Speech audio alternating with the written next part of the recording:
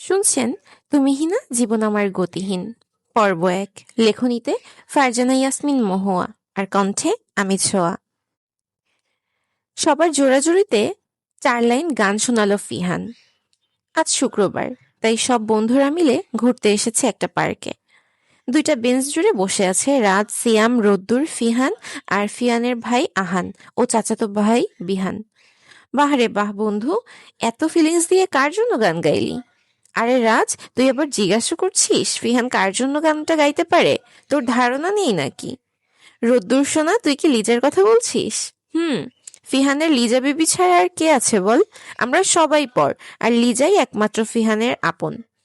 ফিহান কটমট দৃষ্টিতে রাজ আর রোদ্দুরের দিকে তাকিয়ে আছে, যেন চোখ দিয়েই গিলে ফেলবে।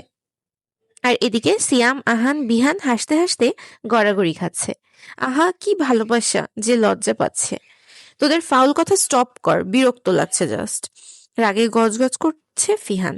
আরো রেগে বলল, ফাজলাম বন্ধ কর। আমি লিজাকে লাইক করি না, ওর টপিক বাদ দে। আমি শুধু ও শুধু আমার কাজিন, আর কিছু না। বিয়ে সংসার করার লোক আমি না। ফিহান, আমি আর রাজ তো শুধু লাইকের কথা বলেছি, আর তুই বিয়ে সংসারে পৌঁছে গেছিস। তোর প্ল্যান এত দূর মানতে হবে বস। তোদের মতো ফাজিল বন্ধু আমার কপালে যে কিভাবে জুটলো। সবাই দাঁত কেলিয়ে হাসছে।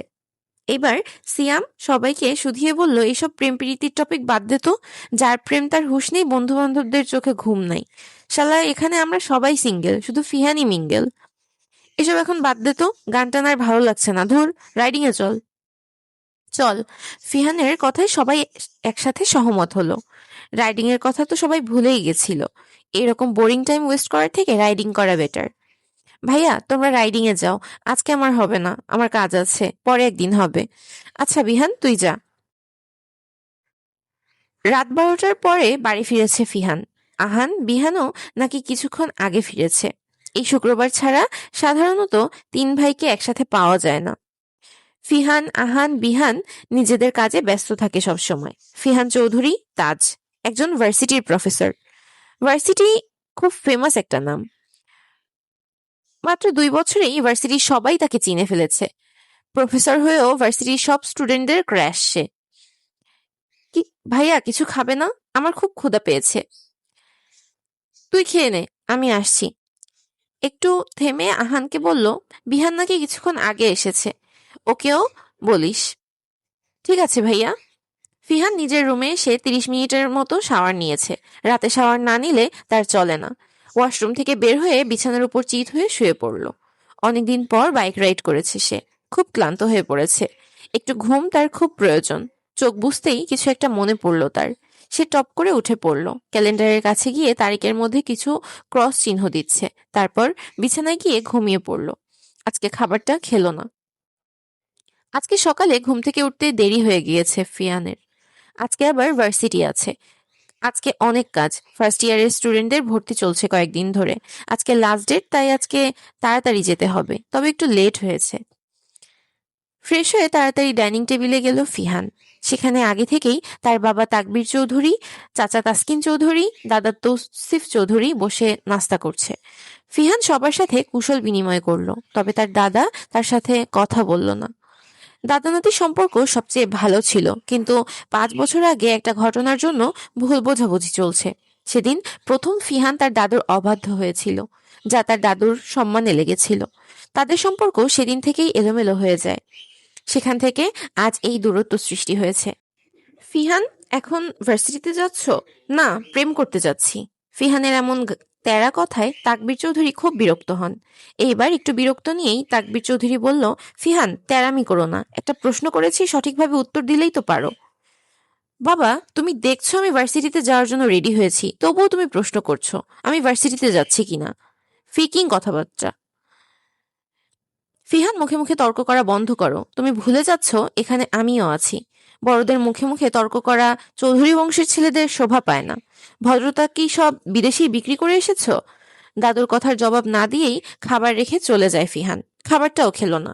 ফিহানকে যেতে দেখে রান্নাঘর থেকে ফিহানের মা ফিহানা চৌধুরী বললেন, ফিহান, খাবার খেয়ে যাও। বাইরের খেয়ে নেবো, চিন্তা করো না। সাবধানে যেও। আচ্ছা।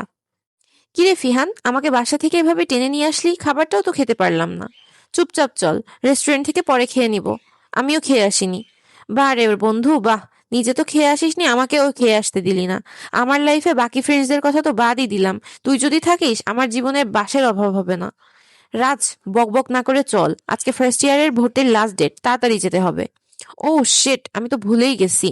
কালকে রাতে রাইডিং থেকে এসে ঘুমিয়েছি অনেক রাতে। ইস, কিচ্ছু মনে ছিল না। তাহলে তাড়াতাড়ি চল।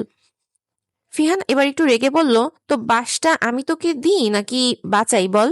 বাদ দে ভাই, তাড়াতাড়ি চল। সকাল 10টা থেকে দুপুর 1টা পর্যন্ত চলবে ভর্তির কাজ। এখন 12টা বাজে, এখন ভিড় একটু কম। ফিহান চল কিছু খেয়ে আসি, ভিড় এখন কম। এখনই যাবি? দেখ ভাই, আমি তোর মতো না যে হাফ বেলা না খেয়ে থাকতে পারবো। তুই চল।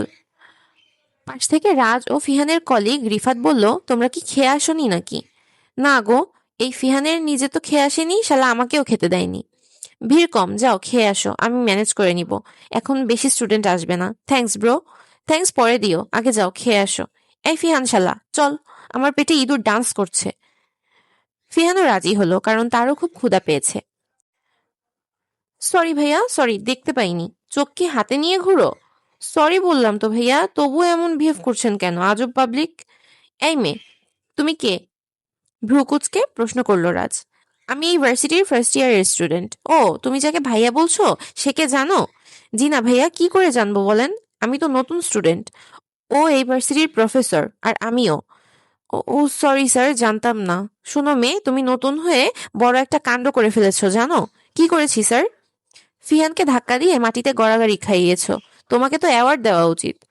ফিহান শক্ত চোয়াল করে দাঁড়িয়ে আছে, আর মেয়েটা গুটিসুটি মেরে দাঁড়িয়ে আছে। ইস, কি ভুল করে ফেলেছি। ধাক্কা খাওয়ার আর মানুষ পেলাম না, এই ভার্সিটির টিচারের সাথেই ধাক্কা খেতে হলো। ছি, কি লজ্জার। ভালো দাদু জানলে খুব কষ্ট পাবে। আমাকে সে কত আদর করে, নিজের নাতনি মনে করে। আমি তাকে মুখ দেখাবো কি করে? মেয়েটাকে কি সব বিড়বিড় করতে দেখে রাজ ভ্রুকুচকে বলল, এই মেয়ে, তুমি কি আমাদের গালি দিচ্ছ? জি না স্যার, সরি বলেই এক দৌড়ে হাওয়া হয়ে গেছে মেয়েটি।